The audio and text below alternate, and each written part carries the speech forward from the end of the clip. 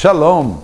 Eu sou o Rabino Nielson Queiroz, conhecido também como Naftali Queiroz Ben Avraham, e quero lhe apresentar o CTDP. CTDP, que é o Centro de Treinamento e Desenvolvimento Peniel. E o CTDP traz para você o curso teológico judaico para você prosseguir em conhecer a Deus. São 21 módulos com assuntos profundos e maravilhosos, como a vida judaica. Também nós temos a Torá, método Pardes, o módulo oração e serviço. Como utilizar também o Sidur de oração. Também temos um módulo chamado A Pessoa de Deus, a Torá na Brit Hadashah, a escatologia judaica. O curso ele terá uma média de duração de 200 horas como um curso teológico, que o principal que queremos fazer e levar você é que você conheça a Deus, porque nós temos aí sim uma ordem: conheçamos a Deus e prossigamos em conhecê-lo. Você será muito bem-vindo ao CTDP. Seja bem-vindo ao Centro de Treinamento e Desenvolvimento Peniel. Shalom a todos.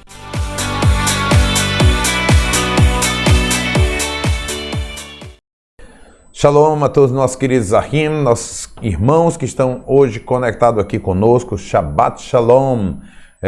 Hoje é um Shabbat maravilhoso. Nós ainda estamos dentro das Haftarot de consolo, né? Vamos indo até chegar aí Rosh Hashanah, e quero dizer para você que hoje falaremos da porção Kitetse, quando saíres a batalha, quando saíres a guerra, tá? Nós vamos analisar essa porção de uma forma mais profunda, alguns pontos, porque ela tem grandes números de ensinos, mas selecionei alguns aqui que creio que vai ser para a nossa edificação, a sua, a minha. Nós vamos estudar um pouco mais, nos aprofundar dentro desses textos. Eu sou Rabino Nielson Queiroz, também conhecido como Naftali Queiroz, e estou aqui na frente hoje como Rabino da Beit Peniel, né, em Fortaleza. E aqui está o nosso Pix também para você que quiser enviar sua tzedakah, seu dízimo, alguma coisa, algo que você que não está em nenhuma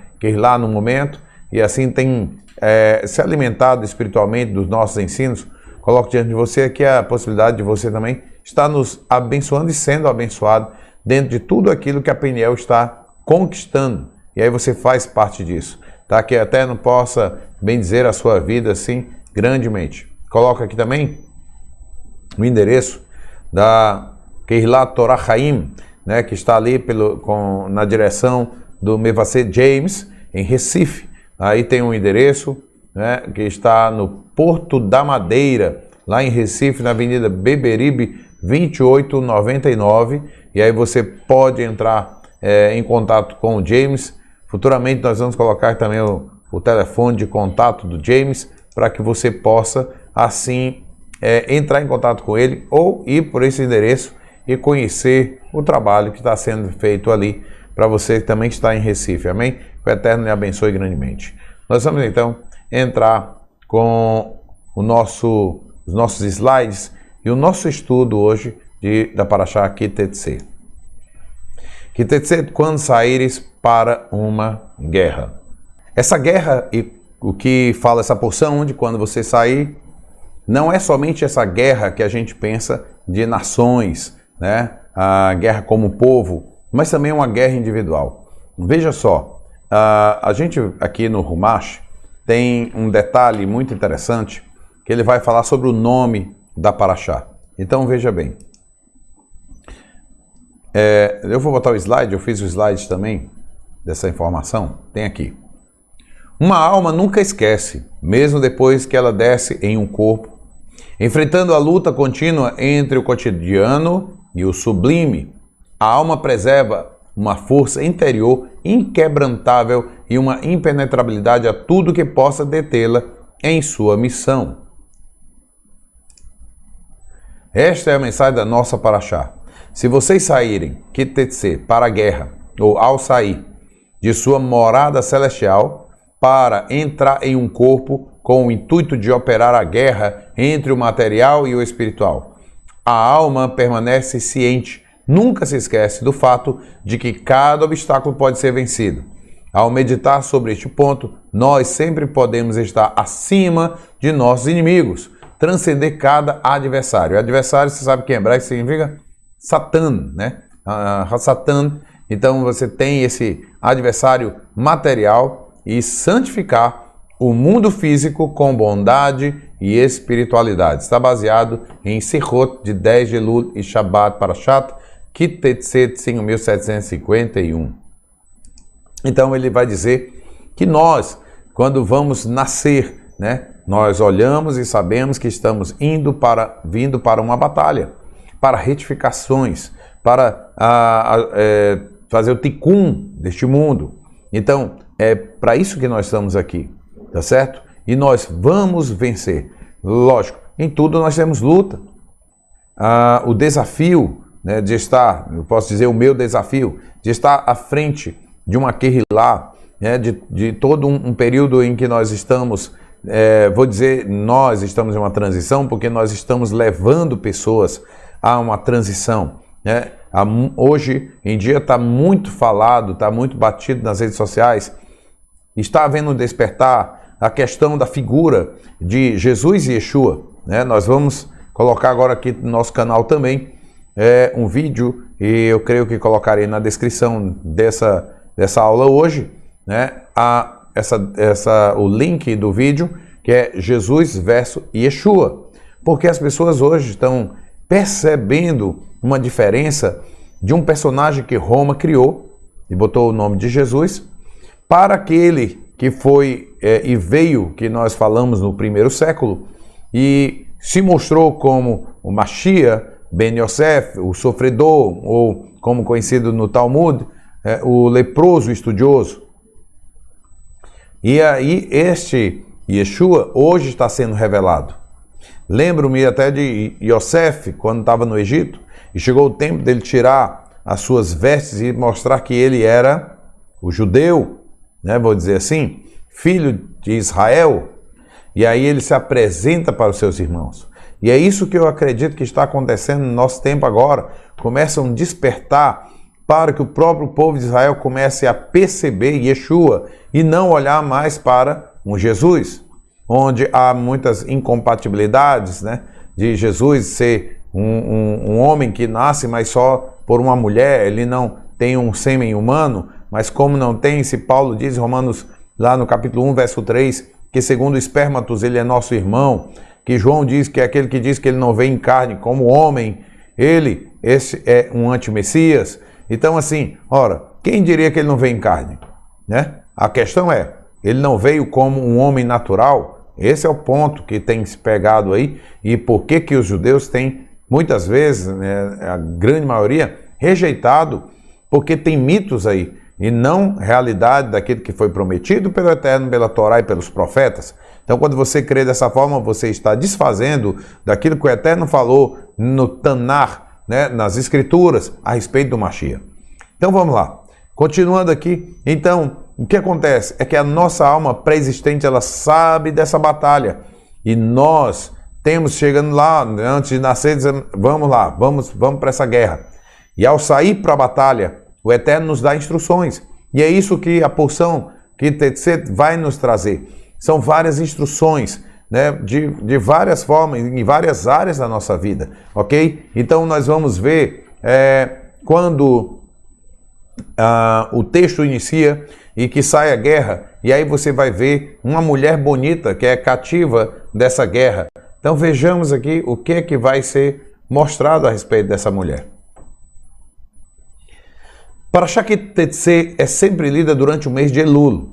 Já é uma coisa para você parar para pensar. Elul é um acrônimo ou acróstimo, dependendo de como você fala, e que diz o seguinte: Ani ledodi vedodi li. Eu sou do meu amado, e o meu amado é meu. E é uma época que a gente diz, porque agora o rei está no campo. Então, é uma época que de techuvá. Quando a pessoa faz um balanço espiritual do ano que passou e decide se aproximar de Deus no ano vindouro. A mulher bonita, no versículo 11, alude à alma. Sua captura do inimigo alude à libertação da alma dos desejos do corpo, no começo do mês de Elul. E então ela lamentará, retornará a Deus em um espírito de remorso e contrição, por um mês inteiro, por todo o mês de Elul. Isso está em Simchat Shabbat, Parashá Re'eh 5.746. E aí é outro ponto que essa porção vai falar é sobre o filho rebelde. Preste atenção aqui. O filho rebelde. O que ele ensina? Que os pais devem levar o filho aos portões da justiça e o caso, né, aos anciãos da cidade. Os anciãos, eles iam julgar. É por isso que levam aos portões, que era onde eles ficavam, para que eles pudessem saber e notificar aquela informação. E ali eles iam averiguar e aí iam tomar uma decisão. É lógico que o texto vai logo dizer assim, e depois o filho, então ele vai ser apedrejado, aquilo tudo. Mas não é tanto assim, é só se realmente tudo estiver alinhado para que chegue a esse ponto. Porque lembremos uma coisa, o próprio Yeshua diz assim, o filho faz o que vê o pai fazer. Ora, os anciãos iam ver isso aí. Por que esse menino está agindo dessa forma? Como é que vocês têm ensinado? A responsabilidade vai vir sobre os pais. Nós temos em Devarim, Deuteronômio mesmo, nós já passamos um ensino, né, que nós devemos ensinar aos nossos filhos diligentemente, quer dizer isso sem cessar, né, toda essa Torá, para que ele possa caminhar nessa retidão. E nós aprendemos, né, de Salomão que ele diz o quê? Ensina a criança o caminho que deve andar e até quando velho não se desviará dele. Então, peraí, esse filho está dessa forma, por quê? Então vai se ter uma pesquisa, vai se fazer todo ali uma análise e se realmente os pais tiverem razão para chegar a esse ponto, vai ser difícil, né? A criança sozinha, por si só, é daquele jeito. Então, se ela chega a esse ponto que o Eterno diz que tem que ser tirado, vai ser tirado. Mas, a maioria das vezes vai ser erros dos próprios pais, que isso vai ser chamado a atenção para a correção deles. Então, vai ser analisado alguns pontos, como por que o filho faz isso? A culpa é dos pais? Quais são os padrões familiares? Os pais são divorciados? Pronto, se o pai for divorciado, aquele menino, ele já está isento da culpa. Por quê? Porque na realidade ele não tem agora um tratamento, vou chamar aqui saudável. Está faltando a figura de um dos dois, tá certo? E qualquer filho que tem um pai, que seus pais foram divorciados, podem testificar que a coisa não é tão boa, né? Que o pensamento, a vida deles foi rasgada a algo e isso fica um trauma. Não tem como dizer que não. Agora, existe uma cura e a criança ela pode ser tratada, isso sim. E é isso que muitas vezes nós procuramos fazer na vida das pessoas, né? Tratar essas pessoas para que elas não venham continuar com erros. Então, assim, quando você lê esse texto, pode muitas vezes pensar que pronto, já levou o menino ali e já deram a sentença e aí vai, né, já para ser executado. Não, não é assim, tá certo? Essa vai ser o limite máximo, assim, quando chega onde não tem jeito. E quando tudo está simplesmente pela maldade do coração daquele filho mesmo, os pais são verdadeiros, justos, né, criaram aquela criança daquele jeito, mas ele é alguém que vai gerar uma consequência entre a comunidade, sei o que for, algo terrível. Porque quando ele não se sujeita à autoridade que primeiramente Deus deu, que foi os pais, ele não vai se sujeitar mais a nada. Então a questão é essa. E aqui eu chamo a atenção dos pais. Não adianta você chegar e dizer assim, tá vendo aí, Rabino, meu filho não quer vir aqui à sinagoga e não sei o que e tal. E aí a gente olha, o pai falta, né? Vem quando quer, aquela coisa toda.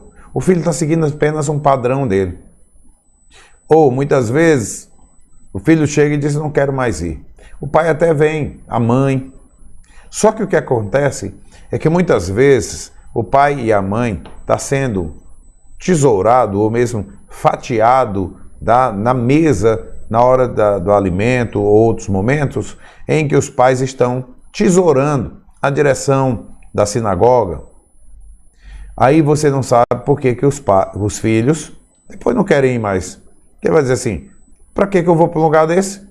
Onde o líder de lá é uma pessoa sem moral, sem respeito, e na realidade não tem testemunho nenhum, porque meus pais falam mal dele.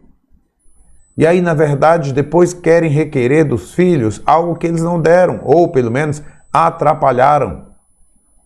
Às vezes o filho está empolgado para aprender a tocar um instrumento, ou mesmo se dedicar a um estudo, e aí o pai faz o quê? Muitas vezes menospreza. É um seminário que está sendo dado lá na sinagoga. Não, para que isso? Não precisa, não. Quero aprender um violão, para quê? Tu é muito desafinado. E vai cortando todo aquele sonho daquele filho. Lá na frente ele está revoltado. E aí vai fazer o quê? A culpa é sua. Agora vai levar o menino para os anciãos chegar e decidir que vai executá-lo, quando a culpa está com o pai, está com os pais, né? Então, isso é feito uma análise. Não é assim, os pais trouxeram, então pronto, mata o menino. Não, isso não existe. Não é assim a lei de Deus. Existe aqui, e nós podemos observar que nós estamos lendo a Torá oral, a Torá escrita, porém na Torá oral, porém na tradição, nós sabemos que esse contexto, existe isso que eu estou lhe passando agora, há toda uma análise para que possa chegar, se tiver que chegar, é na última instância, tá certo? Para que o filho possa ser executado. E aí eu chamo a atenção mais uma vez aos pais. Preste atenção, porque aqui é uma hora que vai se analisar não só a condição do filho, mas as suas condições também, tá certo? Como é que você tem criado este menino ou esta menina? Aí nós vamos ver um outro caso que é muito, podemos dizer assim, até estranho de analisar o texto, porque veja só o que ele diz aqui. Se um homem comete um pecado, pelo qual ele é sentenciado à morte, e ele é morto, você o pendurará em uma árvore. Isso ele já tinha sido morto, tá? No Chumash diz assim, e ele sentenciado ao apedrejamento. E aí depois ele for morto, ok? Quer dizer, depois de estar morto, você o pendurará em uma árvore. Olha só. Agora ele diz uma coisa aqui interessante. Você não deixará seu corpo pendurado durante a noite, ok? Veja bem, esse homem já está morto, ele agora é pendurado em uma árvore, mas ele não pode ficar até a noite. E é interessante, nós vamos conhecer na lei também aquilo, né, maldito que for pendurado no madeiro, ok? E aí é pendurado em uma árvore, no madeiro, e o seu corpo não pode ficar até a noite. A gente conhece alguém que foi morto pendurado no madeiro, e antes de chegar à noite, tiveram que tirar seu corpo. Lembra disso? Pois é. É muito coincidência, né? Não, não é. Tem tudo a ver com o que nós vamos ver agora, tá certo? Veja só. No entanto, o termo pendurará também pode ser traduzido como responsabilizará. Aquele que está ali sendo pendurado, ele passa a ter uma responsabilidade por aquela morte. Dessa forma, devemos compreender que a morte entrou por um só homem, Shaul diz isso, pelo fruto da árvore do conhecimento, que fez com que a morte fosse decretada sobre o mundo. Então, olha só o que está acontecendo, aquele homem, ele é morto e pendurado depois em uma árvore. E a árvore do conhecimento trouxe a morte ao homem e ao mundo. Só que, aí que é interessante, porque nós cremos e vemos que um homem que também foi morto sem cometer pecado e foi colocado, vou chamar assim, numa árvore, num madeiro, tomando sobre si a responsabilidade de toda a humanidade. Isso que eu estou tirando, gente, é aqui do Chumash, explicações do Rashi, tá? E eu estou só somando as informações pelo próprio princípio e entendimento que ele está trazendo, dessa questão de que o homem precisaria ser colocado no madeiro. Né? Aqui está no Chumash como faíscas do Hassidut, tirado pelo Likutei Sihot, volume 24, página 132. Estou dando a referência aqui, um livro, um material judaico, não é cristão e nem messiânico, tá? Então, é um princípio que está sendo colocado, um ensinamento do porquê feito assim, e a gente associa essa informação naquele que foi colocado no madeiro, carregando sobre si a responsabilidade do pecado de todo o homem, né? De Adão, da humanidade, e ali indo para o madeiro. Lembra que Shaul vai falar algo assim, a dívida, né? O escrito de dívida foi pregado lá. É nesse contexto que isso está sendo dito. Da responsabilidade, porque no madeiro, porque tem uma ligação com a árvore do conhecimento. E é de lá que surgiu a morte do homem. E é apontando para lá, para desfazer essa morte, trazendo vida através daquele que assumiu a responsabilidade pela humanidade. Ok? Então vamos lá, seguindo aqui. Essa porção também vai falar sobre essa questão do travestismo, tá? Por quê? Porque deixa bem claro, no capítulo 22, versículo 5, o quê? A questão de se vestir. Uma peça de roupa masculina não será usada por uma mulher, tá? Uma peça de roupa masculina não será usada por uma mulher. Um homem não vestirá uma roupa feminina, pois quem fizer estas coisas será uma abominação para Deus, seu Deus. Ora, isso aqui é o que está acontecendo nos dias de hoje, quando eu digo assim, já há um tempo atrás, uma certa empresa, loja, estava divulgando, né, fazendo uma propaganda, e roupa de homem, mulheres vestindo, homens vestindo vestidos de mulheres. Deixa eu dizer, isso não é só para uma provocação, porque se já tem uma roupa que me cai para homem, para que eu tenho que usar?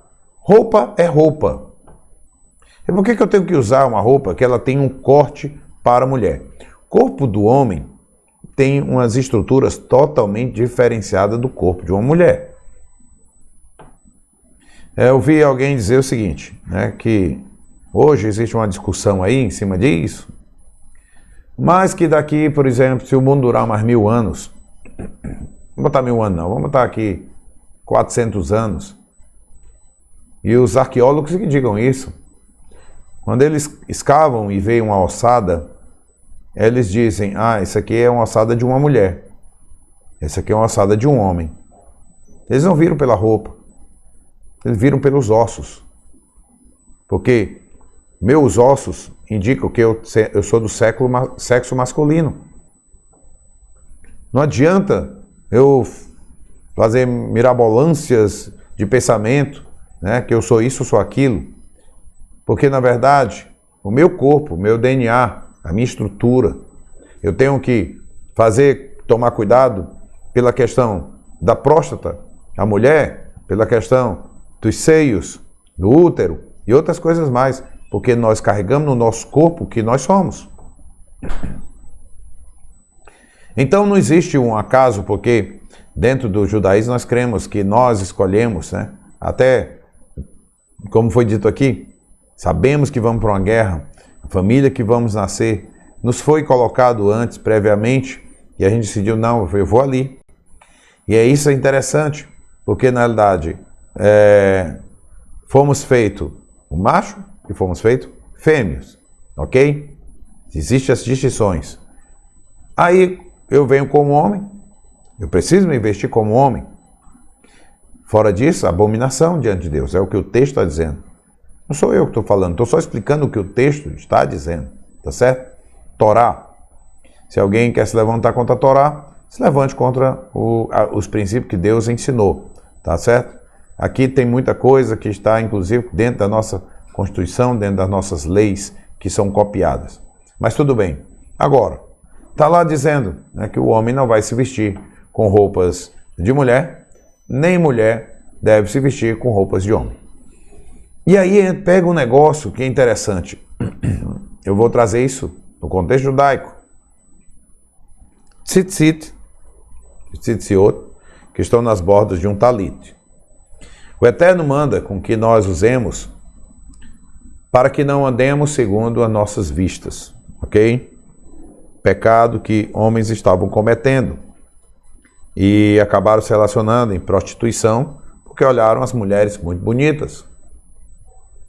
E todo mundo sabe, e é explicado que os homens, eles caem, né, vou dizer assim, pelo que vê. E as mulheres, pelo que ouve. Então, para que a mulher vai usar tzitzit? Porque ela não se baseia pelo que ela vê, mas ela se baseia pelo que ouve. E quando a gente vê no mundo, em alguns pontos aí, mulheres que estão querendo usar talit, para quê?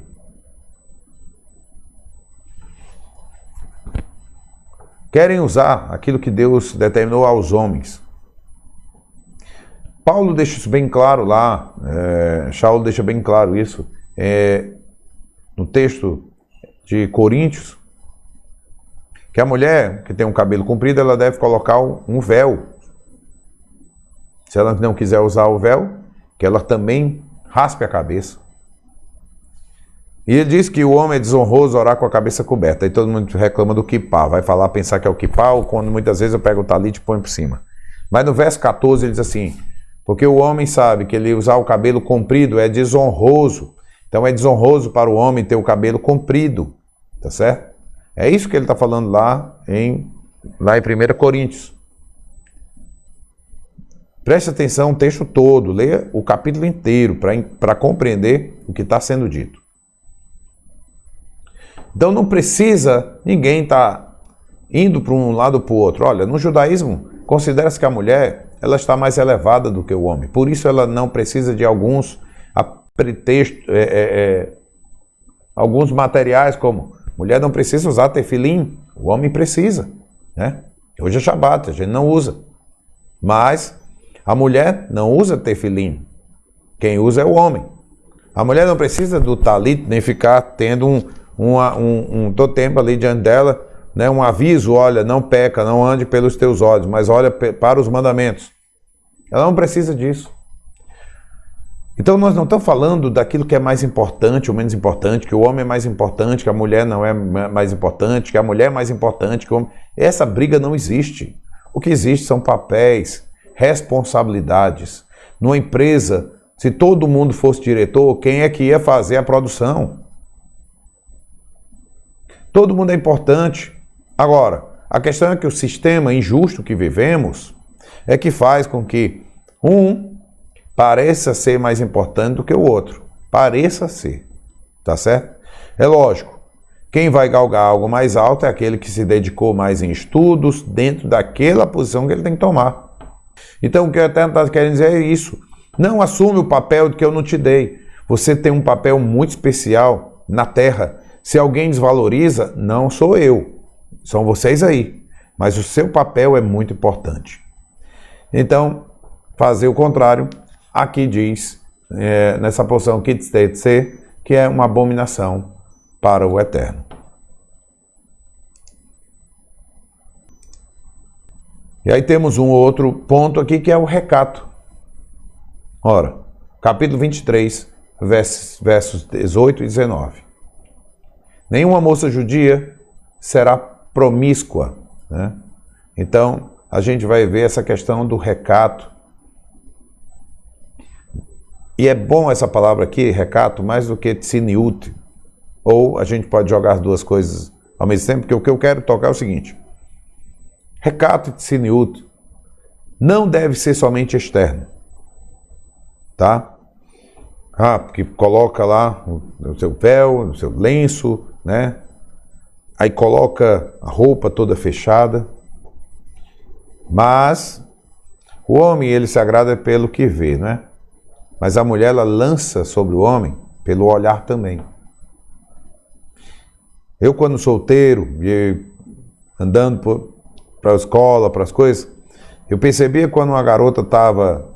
E logo depois vinha um bilhete. Mas quando ela estava se insinuando, pela forma que ela olhava. precisava estar falando de roupa, do corpo, ela podia estar sentada, mas a forma que ela começava a olhar, eu percebia que ali estava rolando alguma coisa. Então daqui a pouco vinha um bilhetezinho. Então nem sempre o recato ou a tseniut está ligado ao que você está vestindo. Também está no que você está transmitindo. Tá? Homens, ele diz aqui, né? Nenhum homem judeu será pederasta. Homens que não sabem se conter, é por isso que dentro do judaísmo a gente evita até o homem tocar na mão, se cumprimentar com uma mulher tocando. Por quê? Porque existem homens que no toque já mostra para a mulher uma coisa diferente. Questão de botar a mão no ombro, né, passar a mão no cabelo, isso não existe. Deixa isso para o marido e esposa, tá? Esposa para o seu marido. Então, não adianta fazer somente pelo lado externo, quando o interno continua com o coração olhando e desejando e fazendo todos os trejeitos e muita coisa para atrair aquela pessoa num outro conceito. Porque é muito interessante, quando o olhar é puro, e mesmo que seja no interesse de um casamento, algo de uma jovem, o olhar puro, ele é muito mais com um olhar, eu posso dizer assim, onde está algo de timidez, algo de, como a gente diz, fica vermelho, né? Porque a pessoa sentiu algo de atração, mas ela não se insinua. Ela faz o quê? Ela como se guardasse. Uau, ele está percebendo que eu estou gostando dele. Então, na realidade, aquela coisa que fica o rosto vermelho, aquece, fica nervosa, é diferente. Diferente daquela que olha e só falta dizer assim, e aí? Vai rolar alguma coisa entre a gente? Não precisa, não é só a questão da vestimenta. Então, é daí onde eu chamo do recato, tá? E da tseniut, também vinda do coração, também vindo do olhar, também vindo do pensamento. Isso é importante. Você não trará oferta que foram usados para ilícito no altar, pois é abominação para Deus. Aí é um outro ponto também. Aí eu consegui esse dinheiro ali com um trabalho ilícito, vou chamar assim. Não se aceita. E eu vou lhe dizer bem sincero, não aceito aqui. Tá certo? Já recebemos propostas sim. E que no final, um amigo meu, eu acho que foi até alguém que é parente meu, que é de contabilidade, já chegou para mim e disse assim, cara, sai fora porque isso é lavagem de dinheiro. Porque como instituição religiosa, muitas vezes querem fazer uma jogada em que a gente recebe uma boa bolada, tá? E uma parte é deles. Isso aí é lavagem de dinheiro. E aí eu disse, não quero, não aceito, não preciso. Não é só porque era lavar dinheiro, ainda que ele não tivesse dado nada para ele, vindo de forma ilícita. Nós não precisamos enriquecer, nós não precisamos obter recursos financeiros de forma daquilo que vem de uma maneira deturpada. A porções passadas até aprendemos que se você pega um ídolo, e aquele ídolo ele é coberto por ouro, por prata, por essas coisas que têm valor, e você vai destruir esses ídolos, não deve ficar com o ouro e a prata, as coisas de valores que estão nele, porque isso servirá para a nossa destruição. Então a mesma coisa, tá? Os olhos brilharem por alguém que chega, eu até posso dizer assim, dá vontade às vezes de rir e dizer assim, meu irmão, você está começando pelo ponto errado. Quando às vezes vem conversar comigo e começa a dizer, não, mas eu vou ser dizimista, eu quero ofertar aqui, eu quero não sei o quê, porque lógico, tem pessoas que chegam e dizem, não, o que a gente faz? Como é que é o dízimo aqui? Como é que é a oferta? Como é que é isso? E a gente explica, tá certo? Mas já teve casos de pessoas que a gente vê que fica conversando com a gente, querendo mostrar isso, como que se fosse ter agora um destaque da minha parte para essa pessoa. Não vai haver não. Se espera por isso, vai ficar esperando sentado, porque eu não vou tratar aquele que tem mais com o que tem menos de maneira diferenciada. Isso não existe, quem me conhece sabe. Porque na realidade eu sou instruído pela Torá para não agir dessa forma. Então, se você ganha mais e entrega mais diante do Senhor, é você com Deus, meu querido, não é comigo. Quem tem que te abençoar e te prosperar é o Eterno, não sou eu. E o outro, que tem pouco e dá tudo que tem, quem vai prosperá-lo é o Senhor, não vai ser eu. Então, assim, eu digo sempre, eu estou aqui para ensinar a Torá, eu estou aqui para ajudar, orar pelas pessoas, mas não para medir quem tem mais, quem tem menos, e ficar fazendo esse jogo de mais importante ou menos importante, até porque na realidade a gente olha assim, quem sou eu? O que eu sou nessa terra para ser tão grande coisa para esse homem que pode ser aí um ricaço? Eu não vou acrescentar nada na vida dele, a não ser das coisas espirituais. E só posso fazer isso se assim o Eterno permitir e o Eterno assim o abençoar. Então, é por isso que eu digo, vai dizimar, eu não quero nem saber quanto você dizima. Isso é uma questão sua com o Eterno, não é comigo. Vai ofertar? É você com Deus, tá certo? E quantas pessoas chegaram porque a gente teve um discurso mais Torá e ganhavam bem e tinham dízimos altos, no começo chegaram para mim assim, não dá para ficar, que o Senhor te abençoe na saída, e se um dia você pensar em voltar, que o Senhor te abençoe ao entrar. Na mesma hora. Eu não vou questionar, não quer ficar? Não importa quanto está dando, quanto é que recebe, quanto é que faz. Não me importa. E muito menos se é dessa forma aqui. Se vem, porque aqui o texto diz assim, sobre essa oferta. O texto diz desse jeito. Você não trará um animal que foi usado para pagar uma prostituta, mesmo se ele foi trocado por um cachorro, para a casa de Deus, para cumprir qualquer voto sacrificatório, porque ambos, o animal e tudo aquilo pelo que foi trocado, são uma abominação para Deus, seu Deus. O Eterno não vai receber. E você vai entregar aqui para quê? Se é uma oferta que o Eterno não recebe. Então não entregue, tá certo? Porque não adianta, não dá para barganhar com o Eterno. Amém? Vejamos mais. E esse assunto aqui é o último assunto que nós vamos trazer, que fala sobre a questão do divórcio, tá? Porque muitas pessoas, né, têm um certo tabu dentro da história de divórcio. O que nós sempre lutaremos pelo casamento. Nós vamos batalhar com todas as nossas forças para jamais haver divórcio, porque Deus não se agrada de divórcio. Deixar isso logo bem claro. Tá certo? Então, o que acontece aqui? Capítulo 24, ele vai tratar, né, principalmente os 4 primeiros versículos, sobre a questão dos divórcios. Se um homem se casa com uma mulher e tem intimidade com ela, e acontece que ela não é agradável aos seus olhos, porque ele descobriu algo imoral sobre ela, ok? O texto ainda continua assim, ele escreverá uma carta de divórcio, que a gente chama de get, para ela, e a colocará em sua mão e a mandará embora da casa dele. Esse mandar embora, a gente chama isso de repúdio, tá certo? Repudiar. Depois nós vamos tratar essa palavra.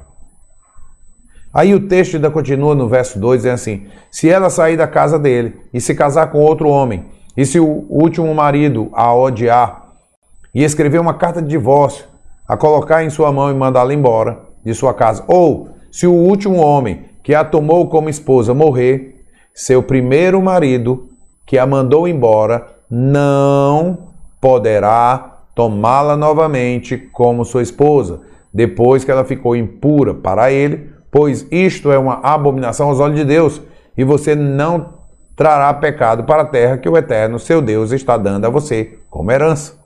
Então veja aqui o que é que está sendo mostrado.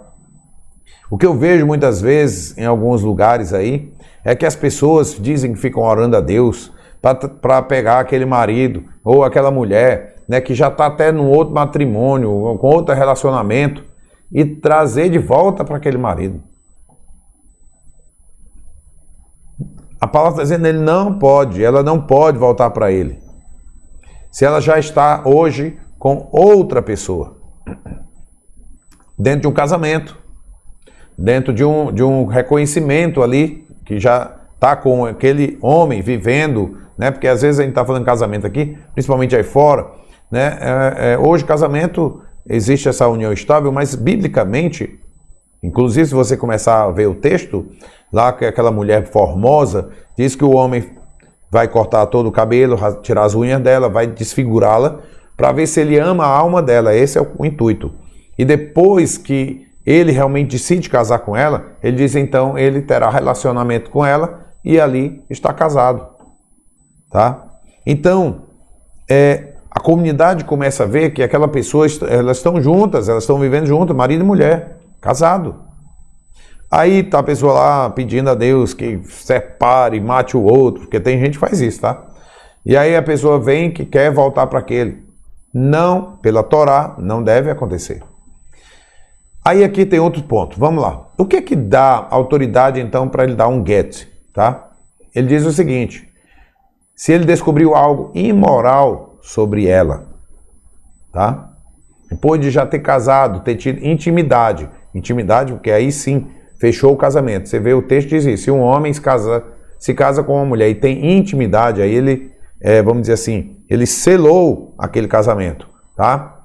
E acontece que ela não é agradável aos seus olhos, tem uma razão, porque ele descobriu algo imoral sobre ela, tá? Então, assim, essa mulher ela não tem recato, essa mulher ela tem porneia, ok? Essa palavra que vai ser falada, daqui a pouco eu vou tratar, lá na Brit Hadashah, ela tem porneia. Então, assim, são casos que a Torá ela traz tudo que pode ser possível, tá? Porque é muito difícil acontecer, né? A mulher pode existir, mas não é uma regra. Mas a Torá ela também trata com as exceções. Então vejamos.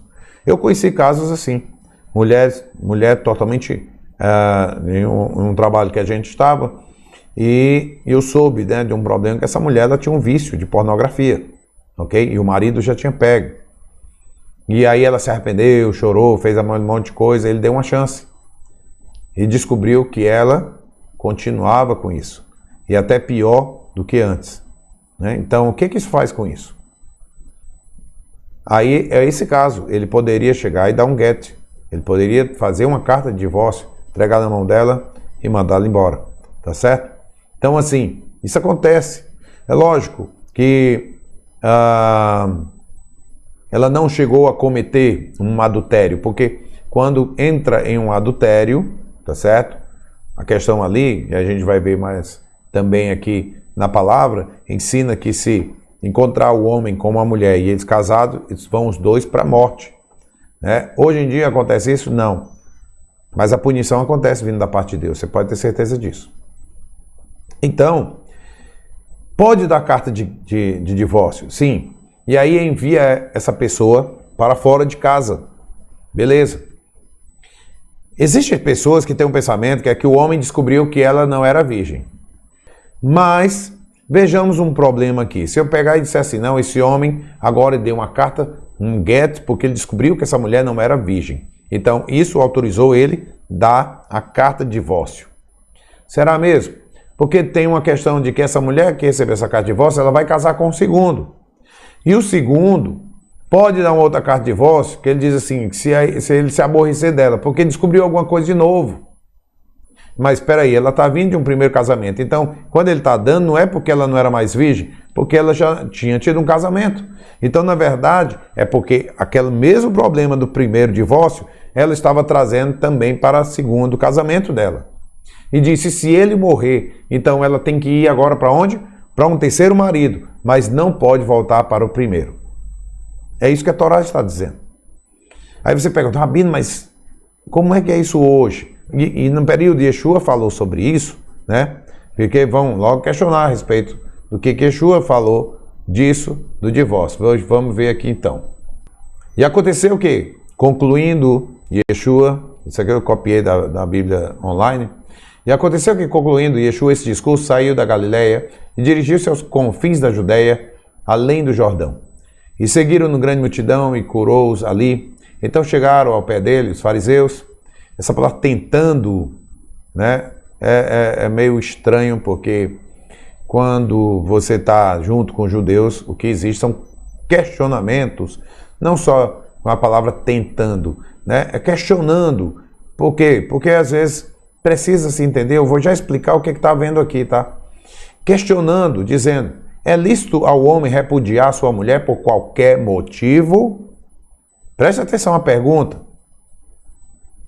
É lícito ao homem, eu vou botar minha câmera aqui para que você possa continuar me vendo.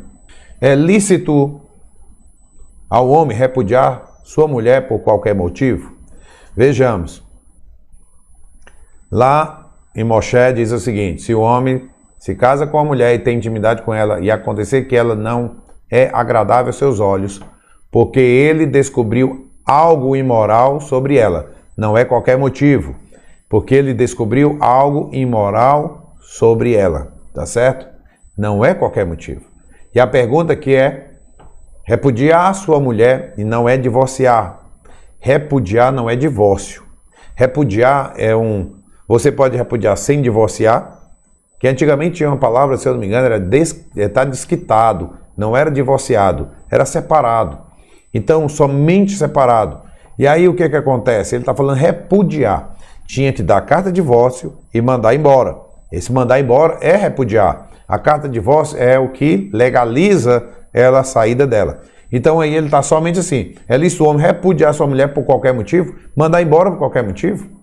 Agora veja, ele porém respondendo disse: não tendes lido que aquele que o fez no princípio, macho e fêmea os fez, e disse, portanto, deixará o homem pai e mãe, e se unirá à sua mulher, e serão os dois numa só carne? Assim não são mais dois, mas uma só carne, portanto que Deus juntou, não separe o homem. E disseram-lhe eles: então por que mandou Moisés dar-lhe carta de divórcio e repudiá-la? Disse-lhe eles: por causa da dureza dos vossos corações. Vos permitiu repudiar vossas mulheres, mas ao princípio não foi assim. Aí Yeshua traz lá para o Gan Eden, para o jardim do Éden. Porque depois do pecado, o homem agora tem uma luta, porque ele tem dureza no coração. Veja aí o que a gente está estudando de QTC. O homem agora não consegue um relacionamento puro. Você pensa bem mesmo que Adão tinha essa ideia de divórcio, de repúdio com Havá? De jeito nenhum, né? Então, é isso que Yeshua está dizendo: no princípio não foi assim. Eu vos digo, porém, que qualquer que repudiar sua mulher, não sendo por causa de fornicação, ou essa palavra aqui no grego, na realidade é porneia, tá certo? Porneia, o que vai mostrar ali exatamente que ele descobriu algo imoral sobre ela. Então, se não for por isso, olha que Yeshua está citando da Torá, e casar com outra comete adultério. Por quê? Porque a Torá mesmo diz o que é que deixa liberado para que ele dê um get. Se não foi porque ele encontrou algo imoral sobre ela, aquele get ele é inválido. Preste atenção nisso. Se não foi por esses motivos, só porque chegou, acordou de manhã, por qualquer motivo. Acordei de manhã, ela não estava penteada como quando eu me casei e o penteado estava lá. E ela me enganou. Ah, porque eu descobri que ela não tem o quarto dente daqui de dentro, e na realidade é uma bride, né? Ela usa ali, é postiço. Então eu não quero uma mulher assim. E aí eu vou chegar lá e pedir uma carta de divórcio. Esse divórcio não é aceito. Ele não é legal. O que vai acontecer? Essa mulher foi apenas repudiada, ela não foi divorciada. O get dela é inválido. E quem casa com uma mulher somente repudiada e o get está inválido, ele comete adultério. Nós vamos já prestar atenção, eu vou mostrar outro texto que Yeshua vai tratar sobre isso. Então, eu vos digo, porém, qualquer que repudiar sua mulher, não sendo por causa de fornicação, não for por causa de pornéia, não for por causa de algo imoral, e casar com outra, comete adultério.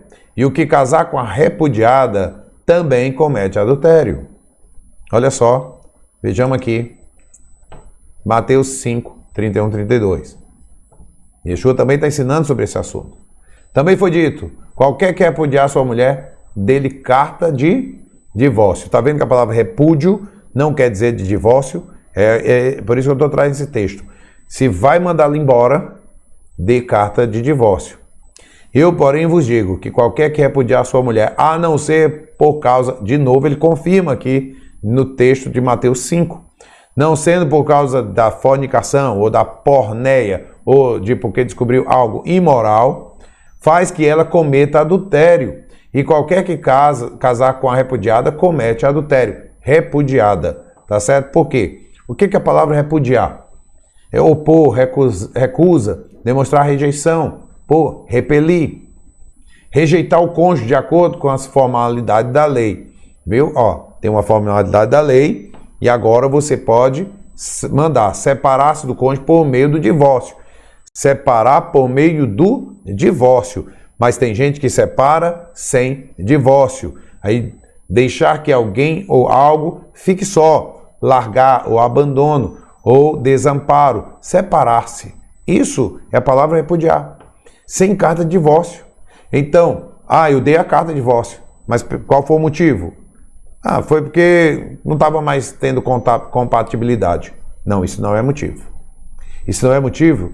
E se você casou de novo e ela casou com outro, os dois estão em adultério. É pesado isso? Foi essa palavra que Yeshua falou e vieram dizer, então quem pode se casar? Né? É pesado. Mas pesado por quê? Agora vejamos bem. Vejamos bem o que nós estamos tratando aqui. Deixa eu botar aqui a câmera para você olhar melhor para mim. Pesado porque você não fez o seu casamento conforme as escrituras mandam. Você antecipou os tempos. O que é que eu quero dizer? Você sabia que o homem, ele poderia, num certo determinado tempo da sua existência, até ter o acesso à árvore do conhecimento. Mas ele ia amadurecer, ele ia chegar a ter o fruto da árvore da vida. Nesse amadurecimento, ele teria também que chegar à árvore do conhecimento. Mas ele pulou etapas. E por isso veio a morte. Pulou etapa, veio a morte. É complicado quando você pula etapas. E eu espero que você esteja entendendo comigo. Teu casamento, né? Você pulou etapas. Pulou etapas. Eu queria tanto estar com ela, estava subindo as paredes, não é? Aí tem um relacionamento sexual com a sua parceira, sua namorada, sua noiva.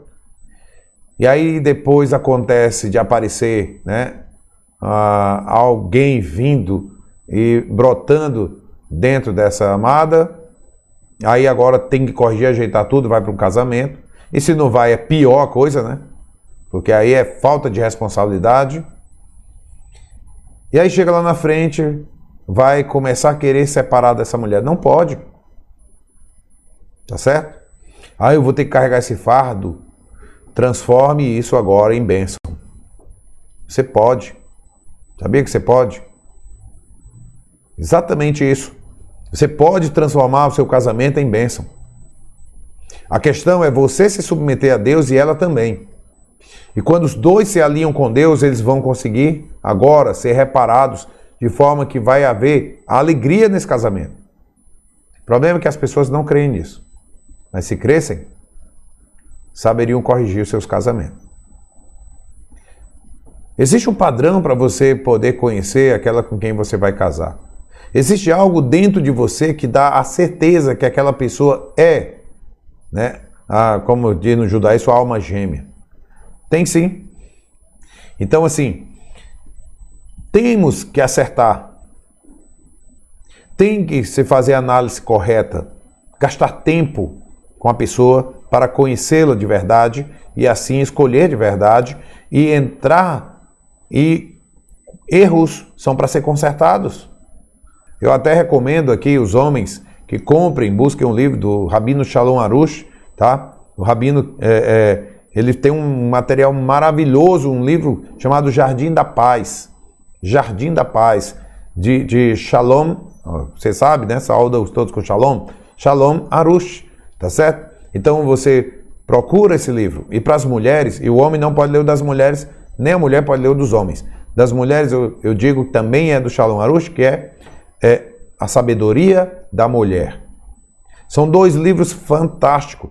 Agora eu digo aos homens, Eu leio dos homens, eu não leio das mulheres, então não tenho muito o que recomendar para as mulheres, mas eu posso dizer, sabendo como é que é a forma que o rabino trata, não se desespere, homens. Quando você começa a ler a forma de tratar as situações, você vai dizer assim, como é que isso pode dar certo? É o que eu ouço aqui pessoalmente. Eu digo, pratique. Porque antes de eu ensinar a eles, eu tive que colocar a prática na minha vida. E aí eu falo do que eu sei, do que eu vi, do que eu experimentei, do que eu experimento. Então, na realidade, eu digo para eles, cara, do jeito que você estava fazendo, estava dando certo? Tá, não. É o que você sabe fazer. Agora faz do jeito que está sendo ordenado aí, que aí são princípios da Torá. E você vai ver o resultado. E é isso que tem acontecido. Pessoas que têm realmente colocado, e tem homens que têm analisado e têm chegado e dito assim, paz, encontrei o problema no meu casamento. Sou eu. Incrível, mas é isso que os homens começam a dizer. Porque começam a se analisar naquilo e dizer, eu não sou nada disso. Precisa mudar. Precisa conhecer a verdade para não chegar no divórcio. Porém, se chega num ponto que não tem mais jeito, aí é a hora que a gente vai ter que tratar o assunto. E é isso que Yeshua está dizendo. Não é por qualquer motivo. E se você fizer um divórcio sem ser o motivo errado, você está apenas repudiando. E aí você fica numa situação de que você não pode se casar, porque se casar de novo com outro, vai cometer adultério e ela também. Quem lê Romanos capítulo 7, a partir logo do verso 1, Shaul vai dizer exatamente sobre o homem, enquanto está vivo, está submetido à lei. E o casamento, a mulher, né, ele diz que está presa ao marido pela lei. Ela só fica livre quando ele morre. Mas não é que ele não está considerando essa parte da Torá. Está também. Mas ele está exatamente querendo falar sobre uma regulamentação da Torá para o casamento, pensando isso num casamento bom, num casamento que é para durar, tá certo? Porque existe, você chegar assim, Shaul combateu o casamento, o divórcio. Bem, ele disse que se o marido ele for um ímpio e a mulher ela for uma crente, né, em Yeshua, vive ali o conceito de Torá, e aquele marido não aceita ela nessa religião, que pode separar os dois e ela está livre. Então, o mesmo Shaul que está falando isso, também mostra outras regras, tá certo? Dentro do casamento para divórcio. Mas nós não estamos aqui torcendo por divórcio, coisa nenhuma. Como eu falei, nós trabalhamos e nos alegramos quando vemos um casamento ou restauração de um casamento, porque na verdade isso é uma alegria que acontece para uma família, para uma sociedade, para uma querrilá, para todos. Todos saem ganhando. Amém? Temos que entender isso. Quando nascemos, temos uma batalha. Saímos para uma batalha. E essa batalha é, inclusive, manter a nossa família. Que nós possamos prosseguir vencendo a batalha, não desistindo. Se está algum problema no casamento, conserte esses problemas. Não troque, porque você vai trocar 6 por meia dúzia. A mulher é apenas um espelho para o homem. Você, quando vê algo errado, sujo em você, você não troca o espelho. Você vai se limpar. Então, na realidade, entenda isso. Isso é um ponto lá que está no Jardim da Paz. Estou passando aqui para os homens. Quando você lê, você vai compreender isso que eu estou falando. Tá certo? Porque a mulher, ela foi feita com a imagem frente ao homem. Não é um auxiliador idôneo. A palavra não é essa. Ela foi colocada à frente. Então, ela funciona como se fosse um espelho para me mostrar quem sou eu realmente. E aí, na verdade, eu tenho que me limpar e não ficar trocando de espelho. Porque o que sou continuará sendo sempre isso, se eu não mudar. Então, que você possa entender isso, fazer as mudanças necessárias e manter seu casamento e ser uma bênção e seguir todas essas regras que está em Kitetse, porque você veio para uma batalha e vem para vencer. Que o Eterno te abençoe grandemente, te dê ainda um restante de Shabbat abençoado. Já digo para você, Shabbat Shalom, e ao mesmo tempo, Shavua Tov. Uma boa semana dentro do mês de Elul, lembrando que nós estamos aí a caminho para a entrada de Rosh Hashanah, Yom Kippur e Sukkot. Que o Eterno te abençoe grandemente, em nome de Yeshua. Shalom, shalom.